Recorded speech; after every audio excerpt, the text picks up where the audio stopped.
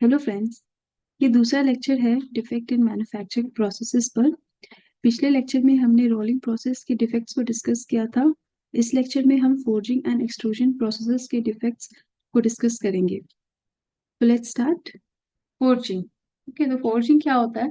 तो working of metal into usual shape by hammering और pressing. Bye hammering और pressing हम लोग कोई भी मेटल्स को यूजफुल शेप में कन्वर्ट करते हैं, उसको हम लोग कहते हैं फोर्जिंग। ओके, तो जनरली प्लूम और बिलेट या फिर उसका कुछ पार्ट्स को हम लोग फोर्ज करते हैं। स्लैब को मोस्टली हम लोग फॉइल में कन्वर्ट कर देते हैं। फोर्जिंग में बेसिकली दो डाई होता है। ओके, और इस डाई के बीच हम लोग ब्लूम या बिलेट या फिर कोई मेटल पीस को रखते हैं, उस पर कॉम्प्रिहेंसिव फोर्स लगाते हैं और उसका शेप चेंज करते हैं, जो भी हमारा डिजायर्ड शेप है उसके अकॉर्डिंग। यहाँ पे आप देख सकते हैं ये बिलेट से ऐसा शेप हुआ, फिर और ऐसा शेप हुआ, मतलब बेसिकली इसका क्रॉस सेक्शन रिड्यूस हो रहा है तो लेंथ इंक्रीज होता जाएगा। ओके, यहाँ पे डाई ओपन या क्लोज दोनों ही टाइप का हो सकता है। दोनों ही डाई जो होता है मूविंग हो सकते हैं, या फिर एक डाई स्टेशनरी और दूसरा डाई मूविंग हो सकता है। फोर्स यहाँ पे जनरली हम लोग हैमर या फिर प्रेस के थ्रू अप्लाई करते हैं। हैमर जो होता है वो मैकेनिकली ऑपरेटेड है और प्रेस जो होता है वो हाइड्रोलिकली ऑपरेटेड होता है। तो ये था ओपन डाई फोर्जिंग। अब ये है हमारा क्लोज डाई फोर्जिंग। ओके, ये यहाँ पे आप देखिए एक डाई का पर्टिकुलर शेप है। ओके, और इसके बीच में हम अपना मेटल बिलेट को रखे हुए हैं। ये जनरली हॉट मेटल बिलेट को रखे हैं। अपर डाई है, लोअर डाई है, इस पे फोर्स अप्लाई कर रहे हैं। तो जैसे ही फोर्स हुआ, ये जो है मेटल का इस डाई की जो कैविटी है उसको पूरी तरीके से फिल कर दिया। और आप देख सकते हैं यहाँ पे एक छोटा सा thin part of the metal दोनों ही साइड बाहर निकल गया है। इसको हम लोग फ्लैश कहते हैं। और इस फ्लैश को हम लोग बाद में रिमूव कर देते हैं मेटल पीस से। अब हम लोग फोर्जिंग के टाइप्स देख लेते हैं। तो टेम्परेचर के बेसिस पे हॉट एंड कोल्ड, जो कि मैंने पहले जैसे रोलिंग में डिस्कस किया था वैसा ही सेम है। अगर रिक्रिस्टलाइजेशन टेम्परेचर के ऊपर हुआ तो हॉट फोर्जिंग, बिलो हुआ तो कोल्ड फोर्जिंग। अगर हम लोग प्रोसेस पे जाएं, प्रोसेस के बेसिस पे open die and close die forging होता है। अभी जस्ट प्रीवियस स्लाइड में मैंने दोनों ही फोर्जिंग दिखाया था कि ओपन डाई में कोई पर्टिकुलर शेप नहीं होता है मेटल का, सॉरी कोई पर्टिकुलर शेप नहीं होता है डाई का, जस्ट हम लोग उसको फोर्ज करते हैं, रिड्यूस करते हैं cross section area and length increase होता है। क्लोज डाई फोर्जिंग हम लोग तब करते हैं जब फाइनल प्रोडक्ट जो है वो किसी उसका कोई पर्टिकुलर शेप हो। जो डाई होता है वो उस तरीके का बनाया जाता है कि उसका जो कैविटी है, डाई का कैविटी है, वो फाइनल प्रोडक्ट का शेप के अकॉर्डिंग होता है। और उस डाई के कैविटी में हम लोग मेटल को फिल करते हैं बाय प्रेसिंग और हैमरिंग। और इंस्ट्रूमेंट के बेसिस पे देखिए तो अगेन दो टाइप का है, हैमरिंग और pressing. Hammer mechanically operated and press is hydraulically operated. अब आते हैं डिफेक्ट्स इन फोर्जिंग पर। Okay, तो हमारा पहला डिफेक्ट है फोर्जिंग में सरफेस क्रैकिंग। ओके, जो कि नाम से ही पता चल रहा है, cracks on the surface of the forged part हो। राइट, ये होता है excessive working of the surface at too low temperature और as a result of hot shortness. या फिर या तो टेम्परेचर टू लो होगा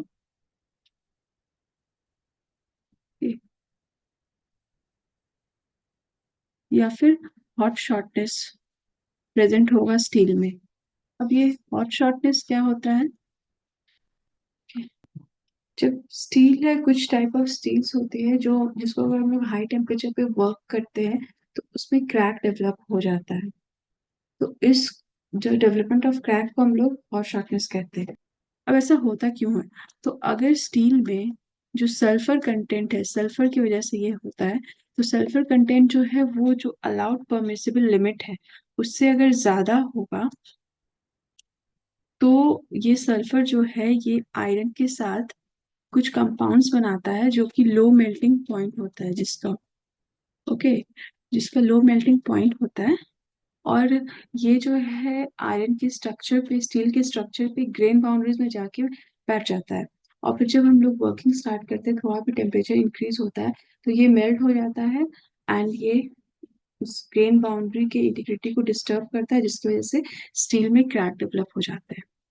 तो ये दो रीजन है जनरली फोर्जिंग में, ये दो रीजन है आपका सरफेस क्रैकिंग का, टू लो टेम्परेचर या फिर हॉट शॉर्टनेस। तो हमारा नेक्स्ट डिफेक्ट है क्रैकिंग एट द फ्लैश। तो अभी प्रीवियस स्लाइड में हमने डिस्कस किया कि फ्लैश क्या होता है, क्लोज डाई फोर्जिंग में ये डेवलप हो जाता है, राइट। तो फ्लैश अनवांटेड पार्ट है और इसको हम लोग को मेटल पार्ट से रिमूव करना होता है। और ऐसा करते वक्त जो पॉइंट है, सपोज सपोज ये हमारा मेटल है और यहाँ पे ऐसे ये फ्लैश डेवलप हो गया है, ओके, इस साइड से भी और इस साइड से भी। तो ये इसको हमें ट्रिम करना है, तो ये जो पॉइंट है यानी कि इस जगह पे ट्रिम करते वक्त क्रैक डेवलप हो सकता है। तो इसको हम लोग कहते हैं cracking at the flash, okay. इसको अवॉइड करने के लिए जनरली हम लोग थिक फ्लैश यूज कर सकते हैं, क्योंकि फ्लैश जितना थिन होगा क्रैक का डेवलपमेंट का चांस उतना ही ज्यादा होता है।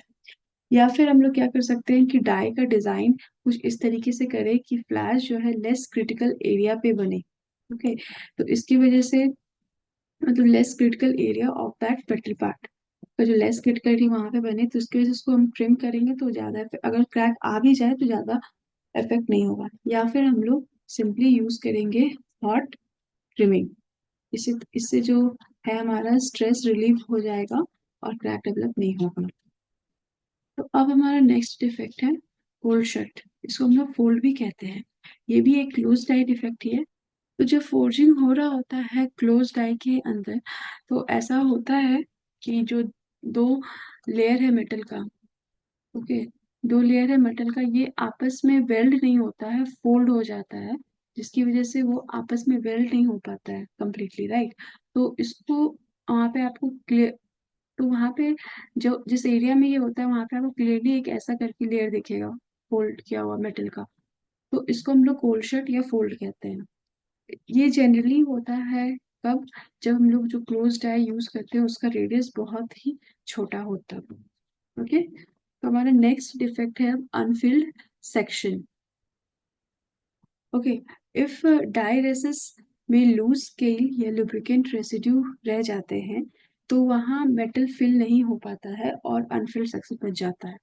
मीन्स कि अगर थोड़ा कॉम्प्लिकेटेड शेप हो डाई का, सपोज ऐसा है, ये अपर डाई है और ये है हमारा लोअर डाई, कुछ इस टाइप का हमें मेटल चाहिए मान लेते हैं, तो ये हमारा डाई है, अपर डाई है, लोअर डाई। तो ये सब एरिया में कभी कभी क्या होता है, स्केल्स निकल जाते हैं डाई का या फिर लुब्रिकेंट्स रह जाता है। तो जब फोर्जिंग होता है तो यहाँ पे तो लुब्रिकेंट प्रेजेंट है या स्केल प्रेजेंट है, तो इस एरिया में, इस टाइप के एरिया में मेटल फिल नहीं हो पाएगा, तो उस वो हमारा अनफिल्ड सेक्शन हो जाता है, ओके। तो अब हमारा नेक्स्ट डिफेक्ट है स्केल पिट्स। तो ये जनरली ओपन डाई के लिए होता है। सपोज ये ओपन डाई है हमारा, दो तो अपर डाई, ये अपर डाई है, ये लोअर डाई है। तो यहाँ पे डाई के ऊपर कभी कभी कुछ स्केल्स निकल गए, वो मेटल डाई की सरफेस से वो इस तरीके से रह गए। तो अब यहाँ पे जो मेटल को हम फोर्ज करेंगे तो ये स्केल का इम्प्रेशन इस मेटल पर आएगा, राइट। तो वो इम्प्रेशन जो है वो थोड़ा डिप्रेशन टाइप का दिखेगा मेटल की सरफेस पर और हमारा स्केल पिट बन जाता है, ओके। तो इन दोनों ही डिफेक्ट्स को अवॉइड करने के लिए हमें प्रॉपर क्लीनिंग ऑफ डाइज करना होगा, और साथ ही साथ लुब्रिकेंट्स वगैरह है तो हमें इंश्योर करना होगा कि वो अच्छी तरह से फिलअप हो, ज्यादा ना हो कम ना हो, राइट। अब हमारा नेक्स्ट डिफेक्ट है फ्लेक्स। तो ये एक इंटरनल डिफेक्ट है, ये internal crack due to secondary tensile force. ये तो क्या होता है इसमें, जब फोर्जिंग करते वक्त सेकेंडरी टेंसाइल फोर्स डेवलप हो जाता है, जिसकी वजह से इंटरनल क्रैक प्रोड्यूस होता है। ये जनरली अपसेटिंग में होता है। अपसेटिंग में जनरली हम लोग क्या करते हैं, क्रॉस सेक्शनल एरिया जो है, जो जिस भी पार्ट को हम लोग फोर्स कर रहे हैं उस पार्ट का क्रॉस सेक्शनल एरिया डिक्रीज होता है और लेंथ इंक्रीज होता है। सपोज ये हमारा अपर डाई है और ये है हमारा लोअर डाई और ये है हमारा वर्कपीस। तो इसमें पहले से कुछ मेटलर्जिकल इम्प्योरिटीज मान लेते हैं प्रेजेंट है, ओके। अब हम इस पे फोर्स लगा रहे हैं, कंप्रेसिव फोर्स लग रहा है फोर्जिंग का। तो सिंस क्रॉस सेक्शन एरिया का टेंडेंसी डिक्रीज होने का, तो इस डायरेक्शन में टेंसाइल फोर्स लगेगा, तभी ये क्रॉस सेक्शन एरिया डिक्रीज होगा और लेंथ इंक्रीज होगा। तो ये कुछ इस तरीके का हो जाएगा, ये अपर डाई है, ये हमारा लोअर डाई है और ये थोड़ा एरिया इंक्रीज हो गया, right, cross section area increase हो गया। राइट। तो ये जो मेटलर्जिकल इम्प्योरिटीज यहाँ प्रेजेंट थे, यहाँ पे सेकेंडरी टेंसाइल फोर्स डेवलप हुआ, तो इन पे ये metallurgical impurities as a stress raiser act किया, और यहाँ पे जो है ऐसे क्रैक डेवलप हो गया, तो इसको हम लोग कहते हैं फ्लेक्स। इसको अवॉइड करने के लिए जनरली हम लोग क्या करें, कनकेव शेप का अगर डाई यूज करें, मीन्स डाई कुछ इस तरीके का होगा कनकेव शेप का। ओके, ये अपर डाई लोअर डाई, तो ऐसा करने से कनकेव शेप की वजह से जो टेंसाइल फोर्स है वो थोड़ा कम लगेगा, और ये जो हमारा क्रैक है, ये इसका डेवलपमेंट का टेंडेंसी भी कम हो जाएगा। ओके, अब हमारा नेक्स्ट इफेक्ट है डाई शिफ्ट।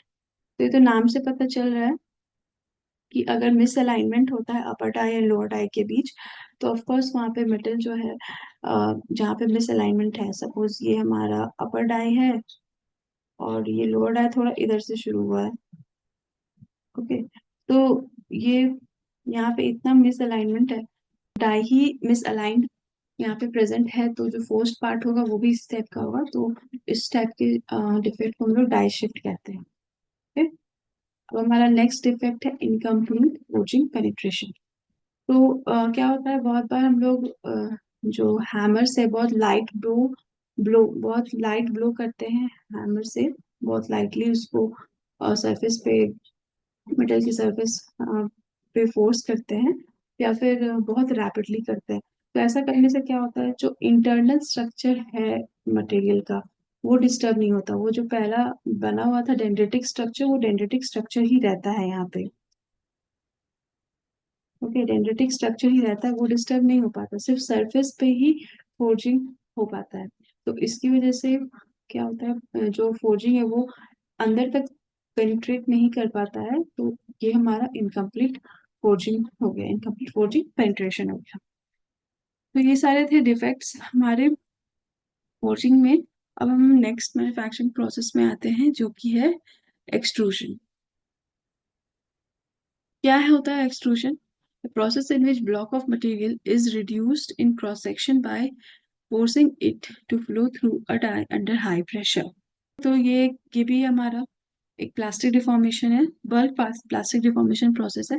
इसमें जनरली हम लोग बिलेट या ब्लूम उसको एक डाई के थ्रू फोर्स करते हैं, ताकि उनका क्रॉस सेक्शन में रिडक्शन हो। जनरली ये एक्सट्रूजन हम लोग करते हैं to produce cylindrical, cylindrical bar, rod, या फिर हॉलो ट्यूब्स, हॉलो ट्यूब या सॉलिड ट्यूब जो भी को, राइट। ओके, ये सब हम लोग एक्सट्रूजन से प्रोड्यूस करते हैं। थोड़ा इरेगुलर सरफेस एरिया होगा, थोड़ा डिजाइन था टाइप का हमें अगर सरफेस एरिया चाहिए इन सिलेंड्रिकल रॉड्स एंड ट्यूब्स में, तो वो भी हम लोग प्रोड्यूस कर सकते हैं, लेकिन उस स्टील के लिए वो थोड़ा डिफिकल्ट होगा। वो जो रेडली एक्सक्लूडेबल मटेरियल्स है, जैसे कि अल्मुनियम वगैरह हो गया, इसमें वो आसान से हो सकता है। तो अभी तक जो भी मैन्युफैक्चरिंग प्रोसेस हमने देखा है, उसमें स्लैब को हम लोग कॉइल में कन्वर्ट किए हैं। ओके, कॉइल में कन्वर्ट किए हैं बाय रोलिंग, और ये फर्दर हमारा शीट, स्ट्रिप या प्लेट्स में कन्वर्ट होता है। ओके, या फिर फोर्जिंग के थ्रू हम लोग जो मटेरियल्स है, रॉड या बिलेट्स कुछ भी है, इसको कन्वर्ट किए हैं डिफरेंट शेप्ड मटेरियल्स में, like crank shaft. Okay, crank shaft हो गया, गियर हो गया। ओके, टूल्स जो होते हैं, मैकेनिकल टूल्स होते हैं, स्पैनर एंड ऑल, ये सब हो गया, और भी बहुत सारे प्रोडक्ट्स हैं, तो ये सब हम लोग फोर्जिंग करके उसको एक पर्टिकुलर शेप में कन्वर्ट किए हैं, राइट। अब लॉन्ग प्रोडक्ट्स का भी तो जरूरत होता है हमारे पास, जैसे ट्यूब हो गया, वायर्स हो गया, रॉड्स हो गया। तो इस टाइप का जो लॉन्ग प्रोडक्ट्स है वो बनता है एक्सट्रूजन से। तो ये हमारा एक्सट्रूजन प्रोसेस यहाँ दिख रहा है। तो एक्सट्रूजन में ब्लॉक ऑफ मटेरियल होता है, ब्लूम या बिलेट या इनके स्मॉलर पार्ट्स, इसको इस कंटेनर में हम लोग रखते हैं। ओके, इस कंटेनर के इस फ्रंट में एक डाई होता है, जिस भी शेप का हमें रॉड या बार्स या वायर्स चाहिए या ट्यूब चाहिए, उस शेप का यहाँ पे डाई प्रेजेंट होगा। और इसके बैक साइड में, कंटेनर के बैक साइड में एक रैम हम लोग डालते हैं। इस रैम से हम लोग डाई के ऑपोजिट साइड में मेटल को प्रेस करते हैं, दैट इज कंप्रेसिव फोर्स लगाते हैं। और ऐसा करने के बाद ये मेटल यहाँ से प्रेस होके यहाँ पर डिफॉर्म होके डाई के बाहर निकलता है, और इसको हम लोग कहते हैं एक्सट्रूडेड प्रोडक्ट। ओके, आप देख सकते हैं यहाँ पर क्रॉस सेक्शन में हैवी रिडक्शन हो रहा है, तो इसको बल्क डिफॉर्मिंग प्रोसेस कहते हैं, क्योंकि मैंने ऑलरेडी मेंशन किया है। Okay, तो ये है हमारा एक्सट्रूजन प्रोसेस। ये डिफरेंट टाइप्स ऑफ एक्सट्रूजन है, टेम्परेचर के बेसिस पे हॉट एंड कोल्ड और डायरेक्ट एंड इनडायरेक्ट एक्सट्रूजन होता है। तो हॉट एंड कोल्ड का एक्सट्रूजन का यहाँ डेफिनेशन सेम है जो हम लोगों ने प्रीवियस डिस्कस किया था, कि जो टेम्परेचर होगा हॉट के लिए रिक्रिस्टलाइजेशन टेम्परेचर से ज्यादा होगा, temperature for hot forging and for cold forging temperature जो होगा वो रिक्रिस्टलाइजेशन टेम्परेचर से कम होगा। ठीक है, अभी हम लोग यहाँ देख लेते हैं डायरेक्ट एंड इनडायरेक्ट एक्सट्रूजन। अभी जो मैंने यहाँ प्रोसेस डिस्कस किया, ये हमारा डायरेक्ट एक्सट्रूजन है। ठीक है, अब हम लोग थोड़ा इनडायरेक्ट एक्सट्रूजन भी देख लेते हैं। तो ये यहाँ पिक्चर जो है ये इनडायरेक्ट एक्सट्रूजन शो कर रहा है। तो क्या डिफरेंस है दोनों में?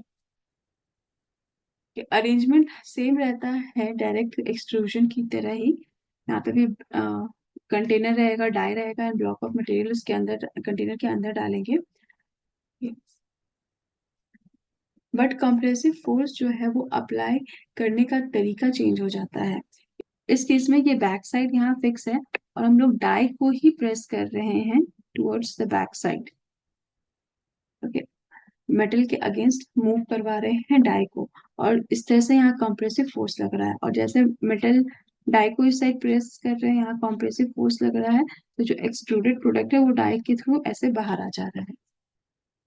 ओके, तो इस एक्सट्रूजन का एक गुड पॉइंट है कि यहाँ पर जो ब्लॉक और मेटल के बीच कोई मोशन नहीं हो रहा, राइट? यहाँ पे दोनों स्टेशनरी है, जिसकी वजह से इनके बीच कोई फ्रिक्शनल फोर्स नहीं आ रहा है। और इस वजह से जो पावर रिक्वायर्ड है इस स्ट्रेस को अप्लाई करने के लिए या फिर इस डाई को मूव करने के लिए, वो कम होता है as compare to direct extrusion. ठीक है, अब एक इम्पैक्ट एक्सट्रूजन भी होता है। इसमें short length product of hollow shapes हम लोग जनरली प्रोड्यूस करते हैं। फॉर एग्जांपल टूथपेस्ट का जो ट्यूब होता है वो। तो ये देखिए, ये हमारा इम्पैक्ट एक्सट्रूजन है, राइट? तो ये कंटेनर है जिसपे ये कंटेनर है जिसपे वर्कपीस रखा हुआ है, और ये एक पंच है जिसको हम लोग हाई वेलोसिटी से इस वर्कपीस पे प्रेस करेंगे, इस तरीके से, ये फिगर 2 में जो दिख रहा है। और जैसे ही ये पंच यहाँ पे प्रेस होगा हाई वेलोसिटी से, तो वो मेटल का शेप कुछ इस तरीके का हॉलो शेप कंटेनर टाइप का बन जाएगा। तो इसको हम लोग कहते हैं इम्पैक्ट एक्सट्रूजन। ओके, तो ये जो इम्पैक्ट एक्सट्रूजन है ये डायरेक्ट एक्सट्रूजन भी हो सकता है, इनडायरेक्ट भी हो सकता है। प्लस ये सॉफ्टवेयर मटेरियल के लिए ही यूज होता है। जैसे लेड हो गया, अल्युमिनियम हो गया, कॉपर हो गया, इसके लिए हम लोग यूज करते हैं। ओके, और ये प्रोसेस जो है ये कोल्ड वर्किंग ही होता है। ओके, वो बात अलग है कि जब डिफॉर्मेशन होता है तो बहुत हाई डिफॉर्मेशन होने की वजह से यहाँ हीट जनरेट हो जाता है, जिसकी वजह से टेम्परेचर राइज कर सकता है। अब हम लोग आते हैं एक्सट्रूजन डिफेक्ट्स में। तो सबसे पहला डिफेक्ट है एक्सट्रूजन में, वो है सरफेस क्रैकिंग या लैमिनेशन कहते हैं इसको। ओके, तो ये डिफेक्ट तो ऑलमोस्ट सारे डिफॉर्मेशन में आता ही है। इस केस में लिब्रिकेंट की वजह से आ रहा है। ओके, लुब्रिकेंट का रहना बहुत जरूरी होता है इन सब प्रोसेस में। तो इफ लुब्रिकेंट फिल्म कंटिन्यूस नहीं है, तो गैप्स में, अगर मतलब जो डाई है हमारा एक्सट्रूजन प्रोसेस है, मान लेते हैं ये हमारा एक्सट्रूजन प्रोसेस है, सॉरी एक्सट्रूजन का कंटेनर है, यहाँ पे ये डाई है मान लेते हैं, क्योंकि इधर से मेटल निकल रहा है, तो इस जगह पे हमें लुब्रिकेंट लगाना होगा, डाई डाई के सरफेस पे लुब्रिकेंट निकालना लगाना होगा ताकि मेटल का फ्लो आसानी से हो सके। तो अगर ये लुब्रिकेंट का फिल्म कंटिन्यूस नहीं है, तो गैप्स जहाँ पे होंगे वहां पे मेटल और डाई जो है उनके बीच कांटेक्ट आएगा, जिसकी वजह से मेटल में शेयर जोन इनिशिएट हो जाएगा और क्रैक डेवलप होगा सरफेस के ऊपर। क्या होता है, मान लेते हैं ये हमारा डाई है, ओके, और यहाँ पे मेटल का पार्ट है। तो ये जो लुब्रिकेंट है कभी कभी इसके अंदर आ जाता है। ओके, तो यहाँ पे जब आ गया तो ये एक एक्सटर्नल प्रोडक्ट है जो इस डिफॉर्मेशन जोन में आ गया है। तो जहाँ पे लुब्रिकेंट अंदर रहेगा वो एक्सक्लूड होता है, प्रोडक्ट के अलोंग निकलता है, और उस पार्ट पे जो लेयर्स है, उस लुब्रिकेंट के ऊपर नीचे जो लेयर्स है वो ठीक से बॉन्ड अप नहीं हो पाएंगे, तो यहाँ पे लैमिनेशन डेवलप हो गया। तो ये हो गया हमारा सरफेस क्रैकिंग और लैमिनेशन का डेवलपमेंट ड्यूरिंग एक्सट्रूजन। अब हमारा दूसरा डिफेक्ट है जिसे हम लोग extrusion defect, internal pipe, piping, fish tail, tell pipe, ये सब कहते हैं, अलग अलग नाम है इसके। ओके, तो एक्सट्रूजन में तो इनहोमोजेनियस डिफॉर्मेशन होता है जिसकी वजह से जो सेंटर होता है बिलेट का, मान लेते हैं ये हमारा बिलेट है, यहाँ पे डाई है, ये डाई है। ओके, और इसका एक्सट्रूजन हो रहा है, ये रैम इसको ऐसे फोर्स कर रहा है, ये कंटेनर है। ओके, ये रैम है, इस पे ऐसे फोर्स लग रहा है, इधर से एक्सट्रूडेड प्रोडक्ट बाहर निकल रहा है। ओके, तो इनहोमोजेनियस डिफॉर्मेशन की वजह से जो सेंटर है इस प्रोडक्ट का, बिलेट का, वो फास्टर मूव करता है then periphery. As a result जो डेड मेटल जोन है वो आउटर सरफेस की तरफ चला जाता है। तो यहाँ पे एक डेड मेटल जोन बनता है, वो हमारा आउटर सरफेस की तरफ चला जाता है, जहां से टू थर्ड जब लेंथ स्टार्ट होगा, मतलब इस बिलेट का जो टू थर्ड लेंथ जब स्टार्ट होगा एक्सक्लूड होना, आउटर सरफेस ऑफ बिलेट जो है वो सेंटर की तरफ मूव करेगा। जो बिलेट है, बिलेट का जो आउटर सरफेस है, ये सब भी जो है ये सेंटर की तरफ मूव करेंगे, और वो डाई के अलोंग ही एक्सक्लूड हो जाएगा।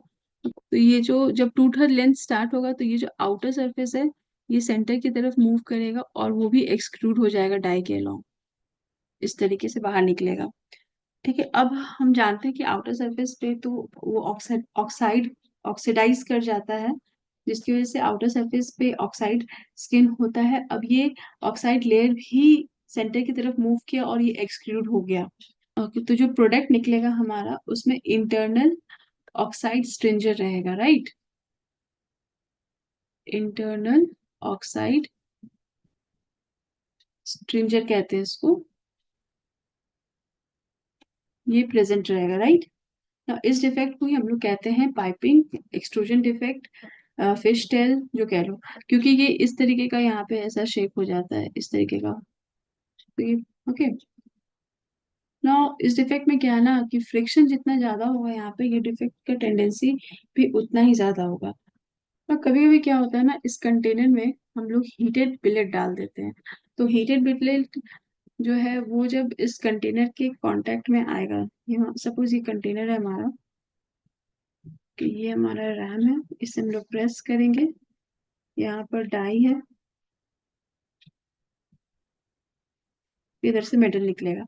तो यहाँ पे जो हम लोग बिलेट डालें वो अगर हॉट है तो इस कंटेनर के सरफेस पे हीट ट्रांसफर होगा, और जो पार्ट इस कंटेनर से सटा हुआ होगा वो थोड़ा कोल्ड हो जाएगा, राइट। अब इसकी वजह से भी जो बिलेट है वो फास्टर मूव करेगा। ओके, और सिंस बिलेट फास्ट मूव करेगा, इनहोमोजेनियस डिफॉर्मेशन होगा, तो एक्सट्रूजन प्रोडक्ट यानी सॉरी एक्सट्रूजन डिफेक्ट यानी कि इंटरनल पाइप भी का भी टेंडेंसी इंक्रीज हो जाएगा। अब इसको अवॉइड करने के लिए हम लोग क्या कर सकते हैं, ये जो टू थर्ड लेंथ जहाँ से पाइपिंग स्टार्ट होता है उसको हम लोग रिमूव कर सकते हैं। बट ये जो है हैवी इकोनॉमिक लॉस में डेवलप हो जाएगा, क्योंकि 30% ऑफ द मेटल में ये डिफेक्ट आ जाता है, मतलब 30% जो लेंथ के 30% ऑफ द लेंथ में ये डिफेक्ट रहता है। ओके, तो ये तो पॉसिबल नहीं है। तो दूसरा तरीका है कि एक फॉलोअर ब्लॉक यूज करें। ओके, सपोज ये कंटेनर था हमारा, तो ये रैम है ना, कि ये रैम है, यहाँ पे एक फॉलोअर ब्लॉक हम लोग यूज करते हैं। ये फॉलोअर ब्लॉक का जो डाया है वो बिलेट के डाया से थोड़ा छोटा रहेगा, ताकि जब रैम इसको प्रेस करे तो जो भी ऑक्साइड लेयर है वो भी स्क्रैप होके कंटेनर में ही रह जाए, डाई के थ्रू बाहर नहीं जाए। जो ऑक्साइड लेयर है वो अगर यही कंटेनर में रह गया तो वो डाई के थ्रू बाहर ही नहीं जाएगा और हमारा ये डिफेक्ट भी नहीं होगा, राइट। तो अब हम आते हैं हमारे नेक्स्ट डिफेक्ट पे, जो कि है एक्सियल होल या फनल। तो ये क्या होता है ड्यूरिंग एक्सट्रूजन, जब 1/4 टाइम्स डायमीटर के जो भी billet, 1/4 times diameter of billet या ब्लूम, जो भी हम लोग यूज कर रहे हैं, ओके, इतना लेंथ जब बचता है कंटेनर में, जो एक्सट्रूजन प्रोसेस के होने के वक्त, उस वक्त क्या होता है मेटल का रेडियल फ्लो बहुत ज्यादा होने लगता है। अगेन अब मान लेते हैं ये हमारा कंटेनर है, यहाँ से ये डाई है, इससे मेटल निकल रहा है। तो जब इतना लेंथ इसमें बचा है इस कंटेनर में, ओके सपोज ये हमारा रैम है,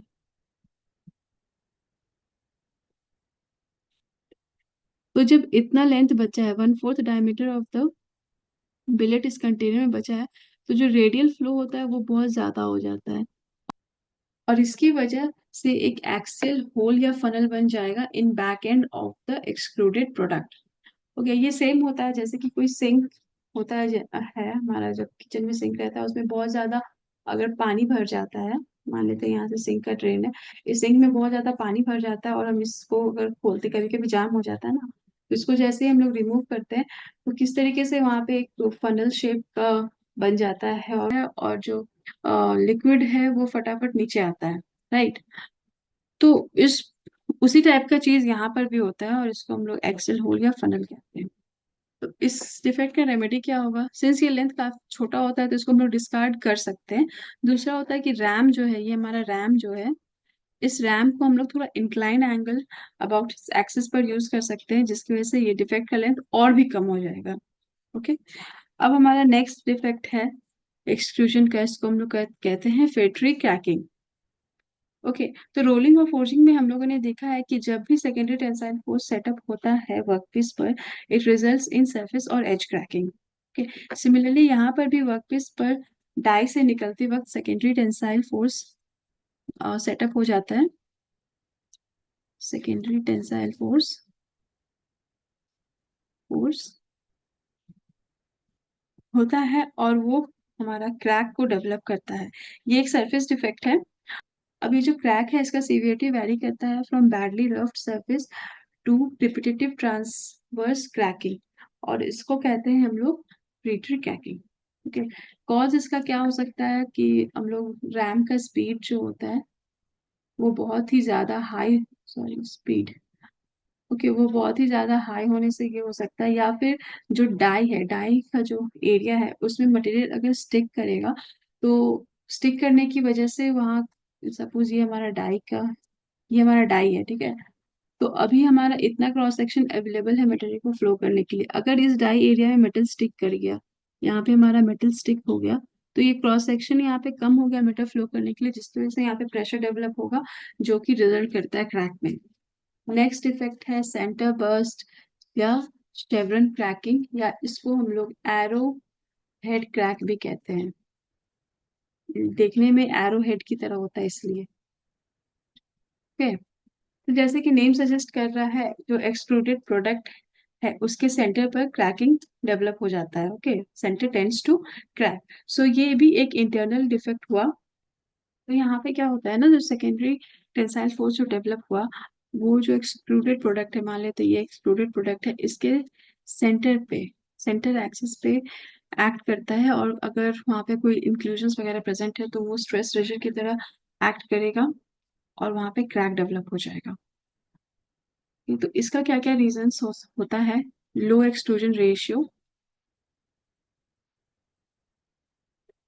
कि लो एक्सट्रूजन रेशियो, कि या फिर आपका जो फ्रिक्शन है, यहाँ पे friction, low friction at tool metal interface. Okay, basically ये दोनों रीजंस होते हैं सेंटर बर्स्ट और शेवरन क्रैकिंग के, और अगर इम्प्योरिटीज प्रेजेंट है पहले से वर्क पीस में, तो वो तो स्ट्रेस रेजर की तरह एक्ट करते ही है। हाई डाई एंगल भी इस डिफेक्ट के लिए रिस्पॉन्सिबल है, हाई डाई एंगल। ओके, अभी क्या होता है ना, कभी कभी फ्रिक्शन जो होता है तो अच्छा होता है, राइट। जैसे कि हमें वॉक करने के लिए फ्रिक्शन की जरूरत होती है, राइट। उसी तरह से फ्रिक्शन अगर हाई हो, अगर थोड़ा, जैसे मैंने यहाँ कहा कि लो फ्रिक्शन की वजह से ये फोर्स डेवलप होता है, अगर फ्रिक्शन हाई होगा डाई और मेटल के इंटरफेस पे, तो वो फ्रिक्शन जो है वो क्रैक को वेल्ड करने की कोशिश करेगा, जिसकी वजह से सेंटर बर्स्ट या शेपन क्रैकिंग को कंट्रोल कर सकता है। ओके, सॉरी, ये पिक्चर जो है ये पाइपिंग डिफेक्ट को शो कर रहा है। ये इस तरीके का पाइप बन जाता है एक्सट्रूडेड प्रोडक्ट में एंड पे। ओके, और ये जो पिक्चर है ये मैंने इस साइड से लिया है, यहाँ रेफरेंस डाला हुआ है। ये जो है फर्स्ट वाला, ये एरो हेड की तरह दिख रहा है, तो ये हमारा सेंटर बर्स्ट या शेवरन क्रैकिंग है, जो सेंटर लाइन पे आप देखिए तो एक्सट्रूडेड प्रोडक्ट के एकदम सेंटर लाइन पर है। और ये जो है ये आप यहाँ पे क्रैक्स देख सकते हैं, इस तरीके के सरफेस क्रैक बहुत ज्यादा है। ये है हमारा filigree cracking. Okay, this was all about defects in extrusion and forging. With this, we come to the end of this lecture. Next lecture में defects in wire drawing and sheet metal forming processes को discuss करेंगे. Please like, share, and subscribe my channel, and click on the bell icon to receive notification of latest update on my channel. Thank you.